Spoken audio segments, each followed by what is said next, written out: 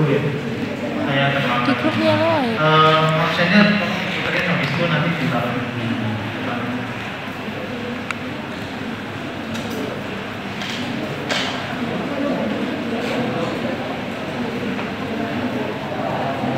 Jadi kita kuliah sampai jam berapa? 13.40. 13.40. So kita tinggal 20 menit lagi.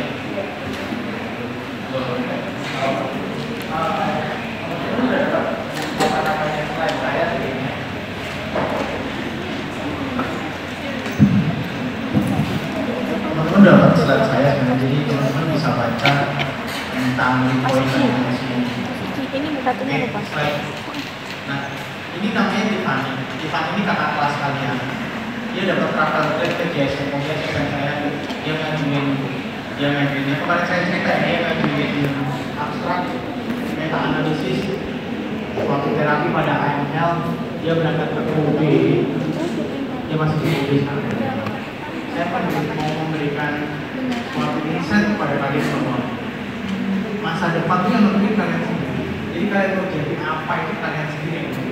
Kalian pinter, mau bodoh, mau rajin, mau gimana itu tergantung kalian. Nah, di hematologi practice changing point ini kita akan bagi menjadi dua hal. Jadi itu adalah akut limfocytic leukemia dan other. Other di sini bisa limfoma, myeloma dan lain sebagainya. Nanti saya akan jelasin secara singkat karena waktu yang terbatas. Nah, ini yang kita bahas kemarin, bahwa hematopoiesis stem cell itu akan jadi dua garis besar, myeloid sama limfoid. Limfoid ini akan menjadi limfosit, di mana limfosit itu ada limfosit B dan limfosit T dan NK cell. Oke. Kalau sel plasma ini adalah limfosit B yang telah atur disebut sel plasma, menghasilkan imunoglobulin. Sekarang bertahap. Kalau di atas ini banyak, belasnya banyak, namanya ALL. Akut lymphoblastic leukemia. Jadi sel belasnya tinggi waktu kondisi yang akut. Sel progenitornya tinggi, ukurannya gede-gede. Oke, kalau limfositnya yang small limfosit ini banyak, udah ngatur, namanya CLL, chronic lymphocytic leukemia. Jadi kalau banyak ngatur namanya CLL. Oke. Nah, kita bagi di sini ada sel B, ada sel T dan NK cell. Di mana pematangan sel limfosit itu ada di timus untuk sel T dan di kelenjar getah bening untuk sel B. Nah, pada waktu pematangan limfosit itu, kalau dia terjadi suatu mutasi, dia akan jumlahnya banyak. Kelainannya namanya limfoma. Jadi, limfoma adalah keganasan darah, bentuknya pembesaran kelenjar getah bening. Nanti limfoma ada dua, Hodgkin sama non-Hodgkin. Gitu ya. Limfoma sel T juga ada, nggak cuma dari sel B. Ada limfoma dari NK sel limfoma juga ada, gitu. Tergantung dia. Terus kalau sel plasma ini banyak, dalam arti sel plasma yang banyak, proliferasi sangat banyak, namanya multiple myeloma. Klinisnya adalah dia menghasilkan imunoglobulin yang banyak. Imunoglobulin itu kan protein ya. Protein itu akan tersaring di dalam ginjal, ginjalnya jadi jelek, jadi gagal ginjal. Dia menyebabkan sumbatan di tubuh bulus, menyebabkan gagal ginjal. Klinisnya kreatinin naik. Kemudian ada mediator-mediator inflamasi yang dikeluarkan dari sel myeloma tadi. Dia sifatnya mengaktifkan osteoklas. Osteoklas tulangnya keropos jadinya. Jadi klinisnya ada bone lytic, dari multiple myeloma ini. Nah ini udah slide lagi. Nah, Hodgkin, non-Hodgkin, myeloma, dalam arti multiple myeloma, kalau belasnya banyak, ALL. Gitu ya, slide lagi. Nah, jadi kalau misalnya ALL, ada juga yang dari sel T. Jadi sel T, TALL, gitu ya. Untuk mengatur juga ada limfoma dari sel T, nggak perlu dari sel T. Slide. Ini dulunya slide lagi. Nah, topiknya cuma ini: ALL, CLL, Hodgkin, non-Hodgkin, dan MM. ALL gimana?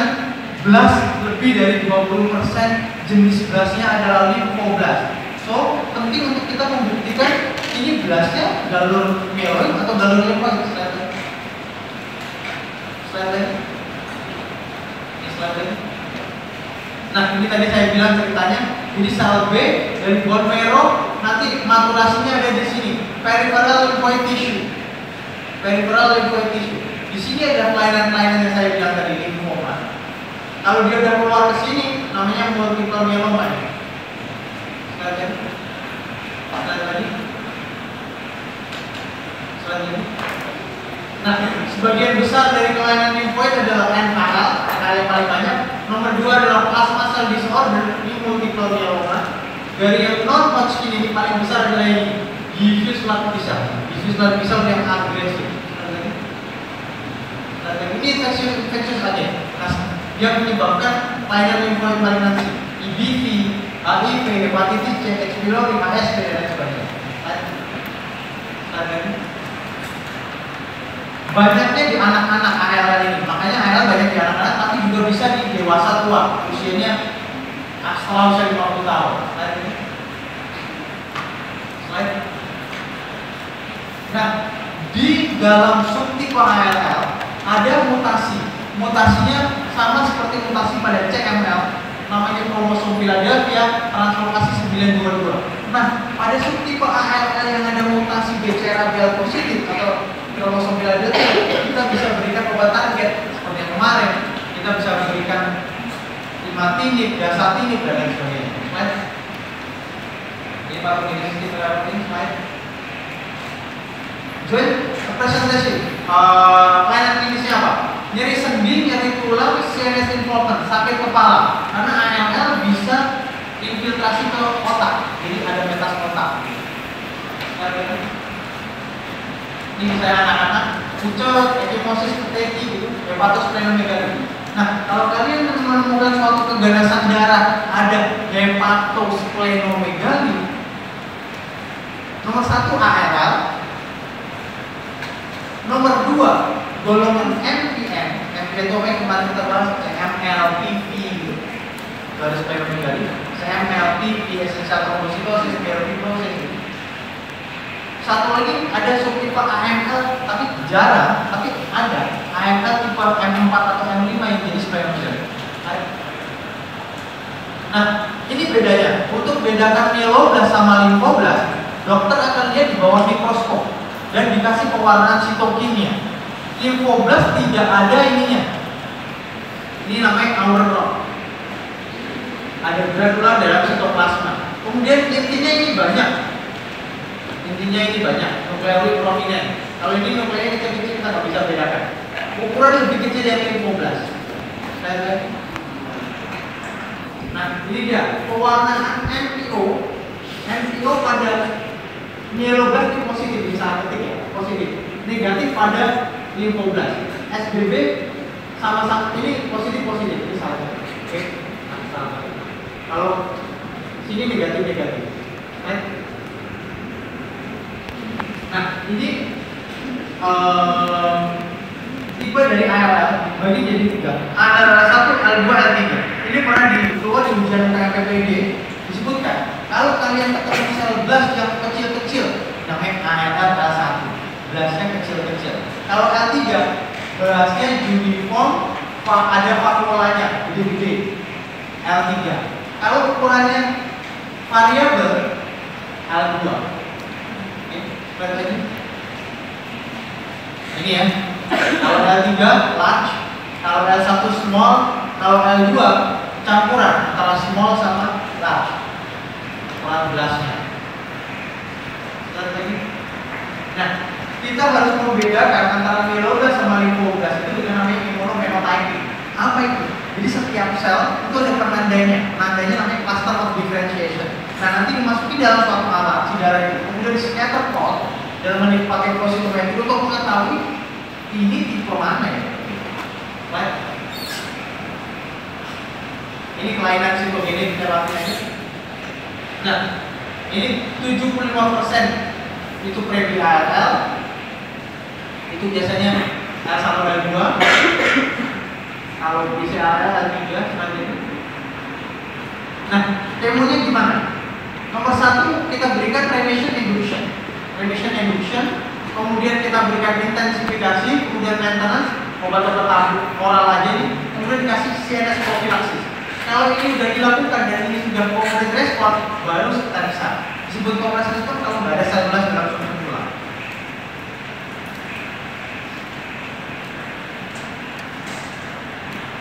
CNS prophylaxis itu kan tadi si air ini bisa infiltrasi ke kotak. Jadi kita harus kasih dia methotrexate dosis tinggi atau methotrexate pakai lubang fusi dimasukin ke intrathecal. Intrathecal itu pakai lubang fusi itu. Ini nanti baca obatnya ini itu intensifikasi dihydus yang maintenance oral saya bilang 6 mg standar. CNS prophylaxis tadi saya bilang intrathecal antidote atau sistemik hydus antidote. Kemudian kalau sudah CR di sensor apa saja. Oke, complete respon tinggi. Dalam hal ini lebih dari 60-70% itu mengalami complete respon. Tapi relapse itu tinggi juga gitu. Relapse pada 2 tahun pertama. Oke, sekali lagi. Nah sekarang kita ke siaran. Kalau siaran ini adalah banyaknya sel matur. Diagnosis yang terbaru nggak usah perlu BMP.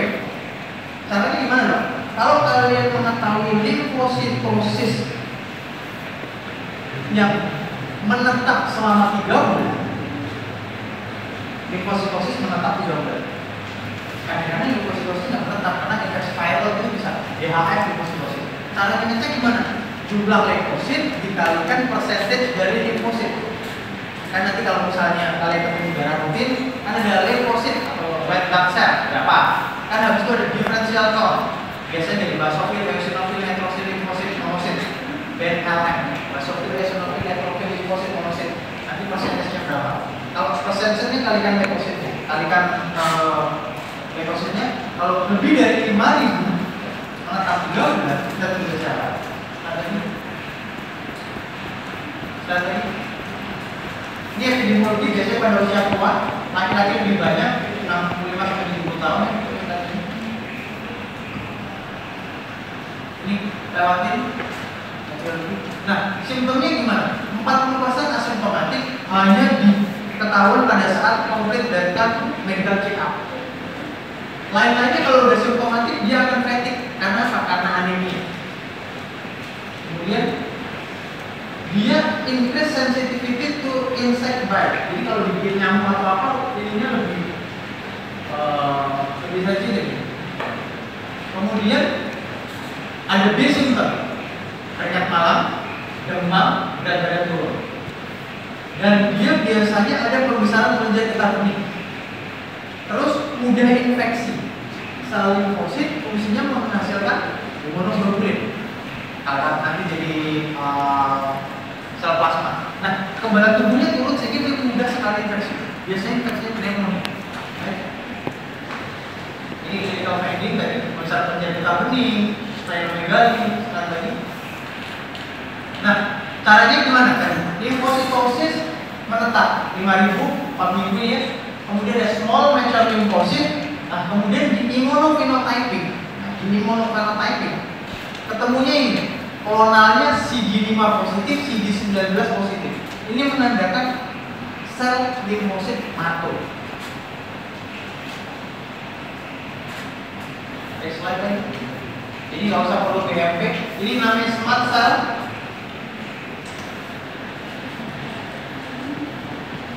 Smart cell. Ada ini tadi CD19, CD5 positif. Ini scatter plotnya, ya. Scatter plotnya yang begini, CD19 yang sini dia ini positif di sini. Lagi. Nah, ini tadi suatu sistem untuk menentukan ya diagnosis kesehatan sekali lagi dilewatin aja. Nah, BMP. Kalau misalnya ada infiltrasi sumsum tulang, bisa menyebabkan neutropenia, anemia, trombositopenia, kemudian ada hepatosplenomegaly, kita BMP untuk menentukan sudah ada infiltrasi sumsum tulang. Tapi sebenarnya nggak wajib sih. Ya, tapi kalau BPJS atau mungkin hasil BMP jadi wajib kalau BPJS. Nah ini gambaran histopatologi dari limfadenopati. Jadi banyak sel-sel kecil, infiltration of small lymphocyte. Ini diagnosis kriteria zaman dulu. Limfosit lebih dari 5.000. Kemudian ada sel CD19 dan CD5 positif. Pada BMP lebih dari 30% limfosit. Nah ini kalau mau mendiagnosis lewat kita bisa. Oh ya, pada sel ini karena ada limfosit yang nggak benar, limfosit ini bisa mengeluarkan imunoglobulin yang nggak benar juga, sehingga bisa timbul IHA atau ITP, autoimun hemolytic anemia atau imun trombositopenia purpura. Apa itu dok? Sel trombositnya dihancurin sama imunoglobulin, atau sel darah merah yang dihancurin dengan kekebalan tubuh sendiri. Ini stagingnya bisa pakai line, bisa pakai binet. Ini prognosis jika binetnya stage 3-4 atau peripheral doubling time kurang dari 12 bulan. Apa maksudnya? Maksudnya seperti ini. Misalnya di bulan Januari limfositnya 5.000, besok di bulan Maret limfositnya langsung menjadi 15.000, itu namanya agresif. Karena doubling time-nya kurang dari 12 bulan. Doubling time itu dia jumlahnya 2 kali lipatnya, jadi kurang dari 12 bulan. Ini prognostik faktor yang lain kan? Ini genetik abnormal ini nggak usah nih, nggak usah lagi. Nah, terapi yang bagus itu kita harus tahu tentang adanya ini, ada mutasi VH atau unmutated, gitu ya. Kalau unmutated VH biasanya fast progression, survivalnya pendek. Kalau mutated biasanya low progression. Nah, ngeceknya ini ya, ngeceknya mutasi si PH mutation ini ya, susah. Harus dikirim ke produksi.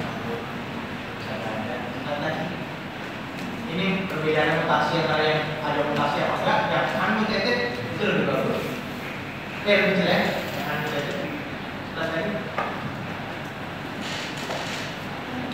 Oke, jadi gimana perjalanan klinisnya siapa? Pasien ini perjalanan klinisnya awalnya asimptomatik atau indolen namanya, limfosit aja, nggak ada kejadian apa-apa. Tiba-tiba nanti kelenjar getah beningnya membesar. Kemudian kalau udah kelenjar getah bening membesar, biasanya diikuti dengan spansitopenia apa itu? HB turun, trombosit turun, gitu. Tapi limfosit naik ya, karena leukositosisnya si limfosit ya. Kemudian progresif. Kalau udah ada bone marrow impairment, tambah turun lagi, trombosit tambah turun lagi, HB turun lagi, transfusi turun lagi, kemudian infeksi, karena kekebalan tubuh. Kemudian meninggalnya karena perdarahan atau infeksi. Right? Ini tadi IHA, saya bilang IHA atau ITP, ya, karena imunologi di mana ada imunoglobulin yang enggak benar. Ini komplikasi. Oh ya, ini ada terminologi yang harus kalian tahu, namanya Richter transformasi atau transformasi Richter. Apa tuh? Suatu keadaan di mana sel yang awalnya itu kayak nggak progresif, tiba-tiba jadi progresif, jadi suatu kondisi non-Hodgkin lymphoma, suatu kondisi NHL. Gimana ditandain kan? Kelenjar getah bening yang tambah cepat banget. Treatmentnya kalau usia tua ya variatif aja, kita kasih obat-obat tablet atau kita kasih kemo untuk meringankan dalam hal ini leukositnya diturunkan biar hasilnya naik. Nah ini terapinya bisa pakai steroid, korambusil, siklo, fludarabin, sampai obat-obat baru rituximab, alendronimab, lagi.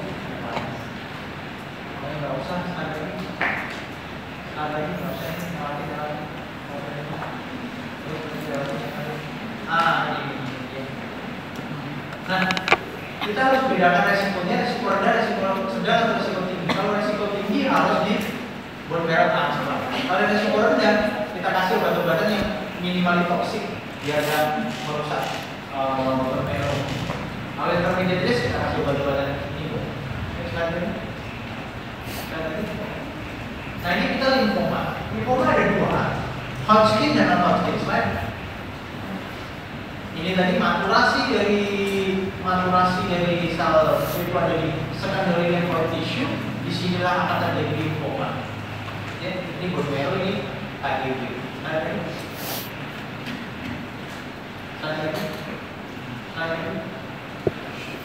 Kalau kalian tahu, Ari Lasso sakit limfoma. Ari Lasso sakit limfoma non-Hodgkin ya, splenic non-Hodgkin limfoma. Jadi limfanya si Ari Lasso diambil. Nah, biasa pada laki-laki insidens meningkat pada MHL itu pada biasanya kanker nomor 3 pada laki-laki, nomor 4 pada perempuan. Kalau KL nomor 5 pada laki-laki, nomor 10 pada perempuan. Kalau diturutin, dok mana yang bagus?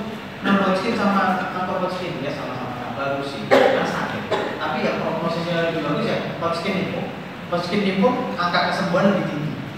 Oke, kalau non-Hodgkin 40-50% akan complete respon, tapi habis itu relapse. Ini manifestasinya menjadi kardionik meningkat, ada ini dekat malam, berat badan turun, demam, anoreksia, gitu, dari padopati. Ini macam-macam katanya. AGV bisa di mana-mana ya, bisa di mana-mana. Kalau Ari Lasso prosesnya nggak enak. Ini limpahnya membesar, harusnya terjadi perdarahan sama sama.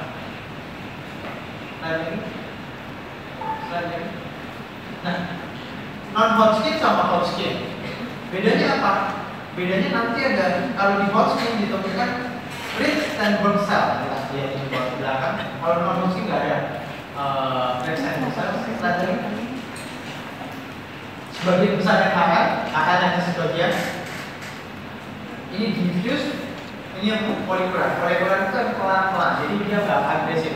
Kalau diffuse nggak diterapi dalam 1 bulan, meninggal pasien. Karena benjolannya terlalu gede. Nah, ini non-Hodgkin. Ini dari B cell atau 5%, tapi bisa juga dari T cell. Nah, ini pada usia 20 sampai 40 tahun. Usia muda nih biasanya kayak ya. Walaupun bisa usia tua juga. Dan tadi ini tadi bagian besar diffuse atau bisa. Kemudian nomor 2 yang polikular strategi. Ini tipe-tipenya. Jadi NHL itu diklasifikasikan oleh Revised European American Lymphoma itu dibagi menjadi 3. Agresif, very agresif, indolent. Indolent itu yang slow progress, jadi dia pelan-pelan aja. Nggak diapa-apain pun nggak apa-apa. Jadi kalau kita ketemu indolent, kalau nggak ganggu nggak usah diobatin. Tapi kalau ketemu agresif sama very agresif, harus segera dikemo. Paling agresif ya, plasma sel leukemia, Hodgkin limfo, ini sangat agresif. Kalau yang agresif, nih high grade bisa lymphoma, primary intestinal lymphoma, diffuse large B-cell. Nah, ini bentuknya kelainan benjolan di leher, benjolan di selangkah, kelenjar getah bening ada di mana-mana, nggak cuma di perifer. Kadang-kadang manifestasinya perdarahan saluran cerna, karena di usus juga ada KGB, namanya mouth tissue. Mouth itu mucosa associated lymphoid tissue. Jadi di ususnya bisa ada KGB di situ yang limfoma terus perdarahan saluran cerna. Faktor resiko ini EBV, HIV, diagnosisnya harus di biopsi, open biopsi lebih bagus. Nah ini stagingnya, oke? Staging limfoma, Hodgkin sama non-Hodgkin sama. Ingat-ingat, 1, 2, 3, 4. 1, jika KGB-nya cuma di 1 titik aja, 1 titik. Kalau 2, jika KGB-nya ada di 2 lokasi atau lebih, tapi masih di 1 sisi diafragma. Di diafragma masih di 1 sisi. Kalau benjolannya ada di bawah, ya di bawah semua 2. Cuma 2. Kalau 3, dia udah nyebrang ke diafragma. Oh, ada benjolan di dada, ada benjolan di perut juga. Jadi 3 udah melewati diafragma. Kalau 4, ini diffuse. Udah dia udah nyebar ke organ-organ misalnya ke liver lah, ke limfa lah, kemana? Organ-organ ekstralimfatik. Dan lagi. Kemudian ada A sama B. A itu yang tidak ada base symptom, yang B yang ada base symptom. Contohnya gini, kalau pasien itu ada buah gejala di leher kanan kiri, nggak ada demam, berarti stadium 2A. Tapi kalau pasien itu ada berat badan turun, kemudian keringat malam, berarti 2B. A sama B-nya bukan nunjukin apa, cuma nunjukin simptomnya ada apa enggak. Lihat lagi. Lihat lagi. Nah ini follicular lymphoma non-curable, nggak bisa disembuhin, tapi dia slow progression, tidak mengancam jiwa. Lihat lagi. Tapi kadang-kadang bisa kenal mas. Lihat lagi.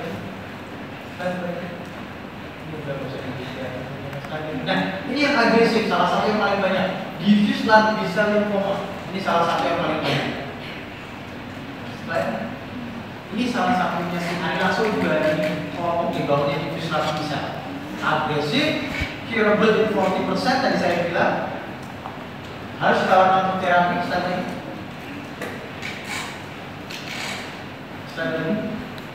Nah ini dia B-cell. Selanjutnya Burkitt, ini yang very agresif. Biasanya berkaitan dengan HIV. Burkitt bisa berkaitan dengan HIV. Ini berhubungan dengan HIV dan HPV. Sekali lagi di Uganda banyak India. Biasanya pada anak kecil gitu, berjualan ini banget. Sekali lagi, very agresif. Most in childhood yang ada dari usia muda dan dapat disembuhkan asal kemoterapi yang benar. Nah ini terakhir Hodgkin ini curable, potentially curable. Gitu. Saya bilang tadi kalau di kemo dia bisa sembuh. Nah ini Thomas Hodgkin yang menemukan saat ini. Nah ini namanya tadi red standard cell, mata burung hantu. Ada sel yang kayak gini, binucleated cell. Ada dua inti, ada dua nukleus. Binucleated cell. Oke, mata burung hantu. Sekali lagi. Oh, secara KGB, kalau non-Hodgkin itu dia menyebar. Menyebar itu gimana? Nempel sana, nempel sini, nempel sini, nempel sini itu menyebar. Namanya sentrifuga KGB. Kalau Hodgkin itu sentripeta, mengelompok. Contohnya KGB di paru, udah mengelompok aja di dalam ini di dekat paru. KGB di aorta, gitu. Jadi jarang yang nyebar di mana-mana gitu ya kalau Hodgkin. Ini tipe-tipenya. Nah ini dia, kalau mau ini hasil biopsi, excisional biopsi. Nah lagi, ini restant cell. Ada tipe-tipenya. Yang prognosisnya paling bagus yang limfosit predominan. Yang prognosisnya paling jelek namanya limfosit depleted. Distribusinya ini pada usia muda. Yang anak kuliah namanya pasien saya anak kuliah. Ada yang kuliah di umumnya, ada yang kuliah di sakit Hodgkin lymphoma. Ada yang dokter kemarin intensif, baru intensif, kemudian ini cowok laki-laki itu berada gejala gede banget di leher setelah ini Hodgkin lymphoma. Tapi dia udah mau selesai intensif Februari ini. Sekali lagi, ini ibu kan. Sekali lagi, nih contagious spread. Jadi dalam hal ini KGB yang terkait aja. Jadi nggak yang menyebar jauh-jauh. Beda sama Hodgkin yang menyebar jauh-jauh. Stage 1-2 akan dapat terapi kemo ABCD 4 kali plus radiasi. Kalau 3-4 ABCD 6 kali. Oke, operator pipeline baru. Oh iya. Nah, ini kalau kita temukan kasus usia muda, kita harus edukasi bahwa obat kemo bisa menyebabkan infertilitas. Jadi kita harus edukasi untuk cowok harus dikasih ke bank sperma kita. Untuk cewek harus dilakukan preservasi ovari ini diambil disimpan di bank. Nanti dalam hal ini nanti bagi labu. Ini tadi sama. Ini aja.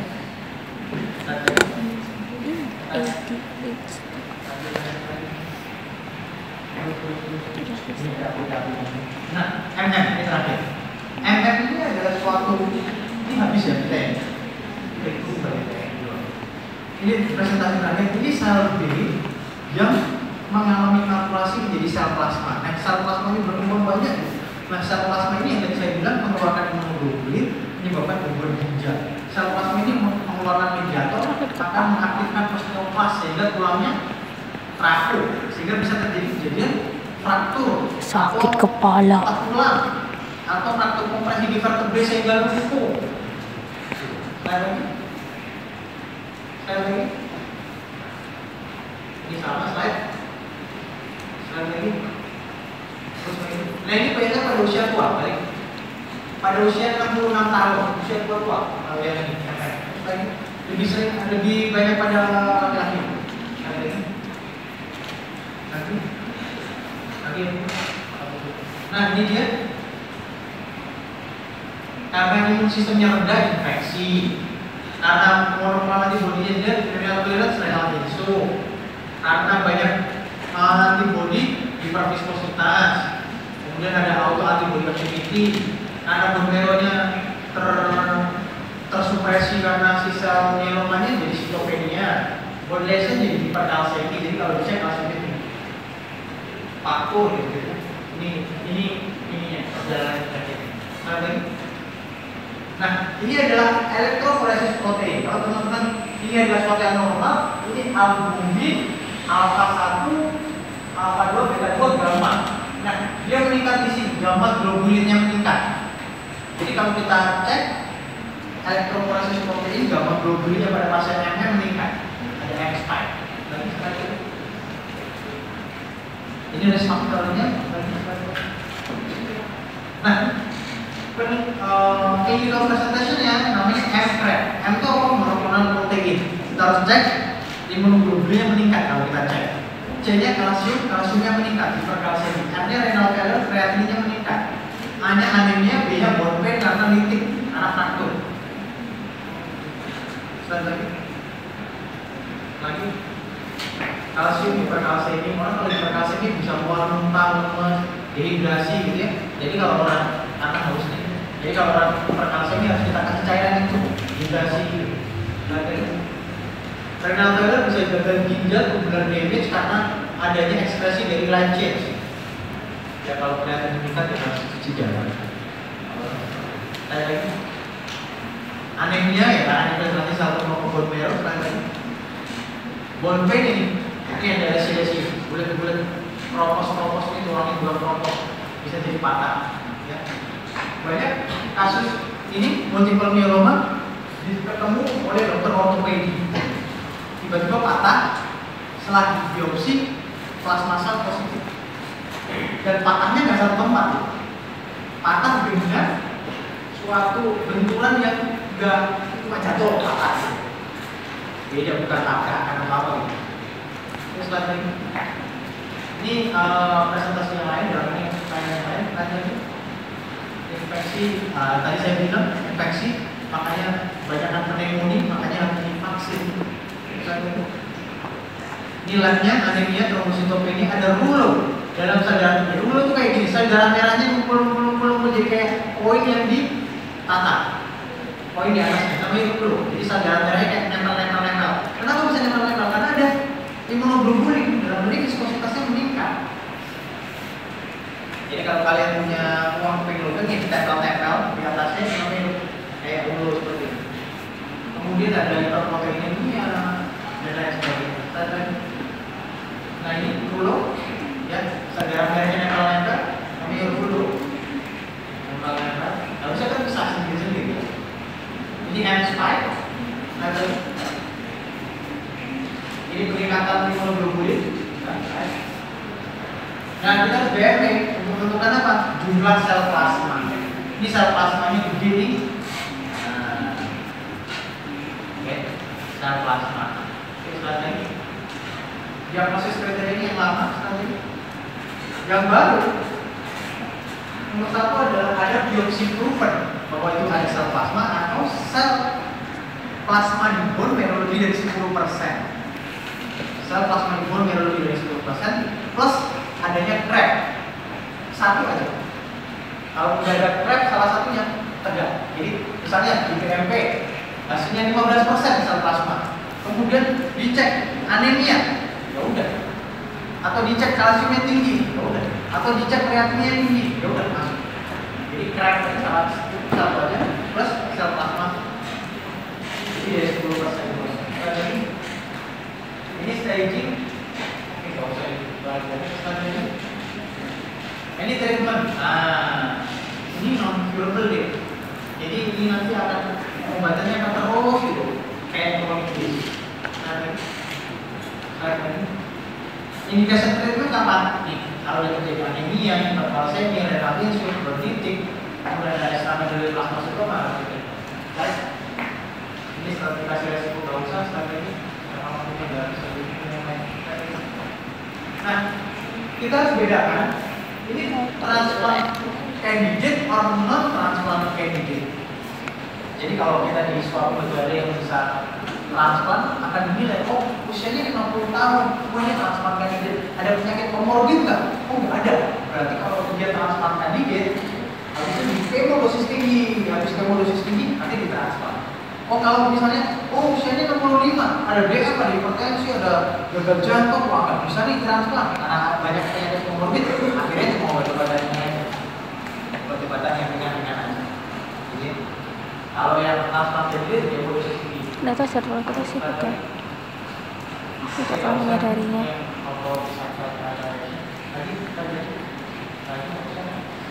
Nah ini obat-obatan. Ini bifospon adalah sebagai obat untuk penguat ini komplikasi manajemen misalnya kalau hiperkalsium itu gimana diapain. Nah, salah satunya kalau renal insulin jadi infusi darah. Kalau hiperviskositas jadi plasma karet. Kalau yang infeksi dikasih vaksinasi. Terima kasih. Kalau terlambat saya. Ada pertanyaan?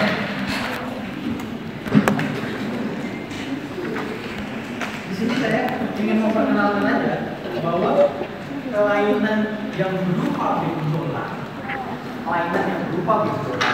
itu belum tentu keganasan solid malignansi. Jadi kita harus bedakan solid malignansi sama hematologi malignansi.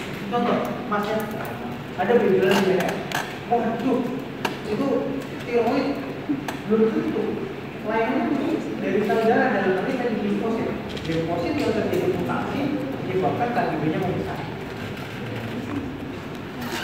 Bahkan di limfoma itu bisa ada di payudara. Nanti yang tadi ibu-ibu yang 10 tahun ada benjolan di payudara, di biopsi bukan kanker payudara, non-Hodgkin lymphoma. Bisa jadi KGB bisa ada di mana? Oke, silakan kalau ada pertanyaan. Saya pilih materinya.